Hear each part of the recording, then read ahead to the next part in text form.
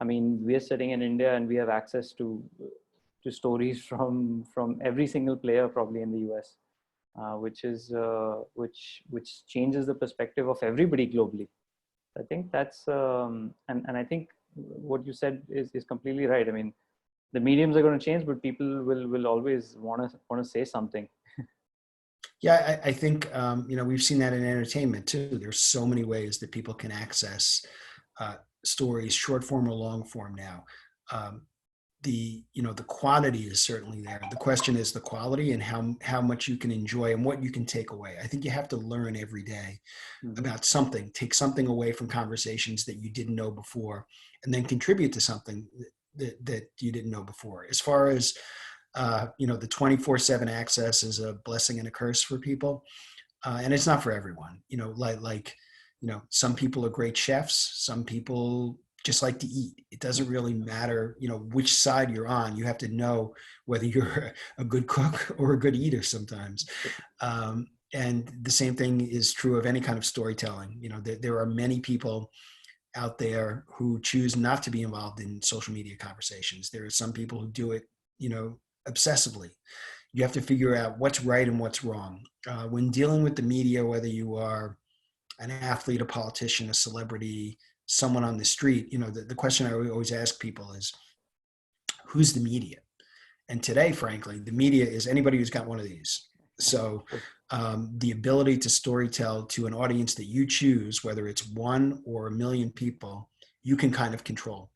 And it's great that people have that ability to do that now, especially with all the social platforms are out there, whether you're engaging in, TikTok or Insta stories or Snap, Twitter, LinkedIn, Facebook.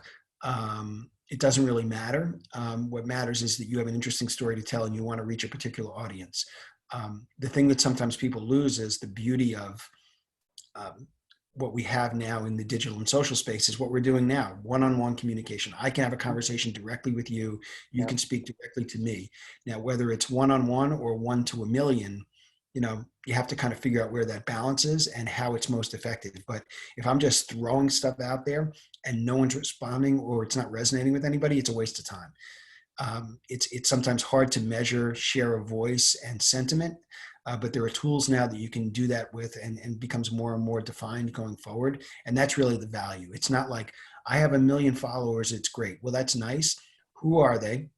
And then what are you doing with them? Those are the 2 questions that sometimes forget to be asked. People love the big, sexy numbers.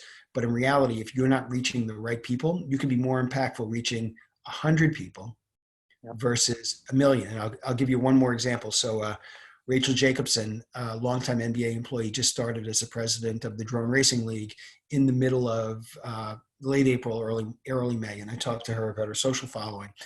And she started off on Twitter probably with 100 followers.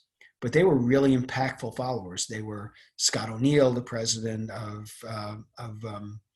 the Sixers and the Devils, other people at the NBA, people that she really wanted to reach. And the fact that she was able to connect with them really early on is probably more valuable at the start than if she started off just with, 3,000 bots. That really wasn't that important. So I think that's kind of the thing that people have to understand. It's sometimes quality versus quantity and how you're extending that conversation and who's responding to you.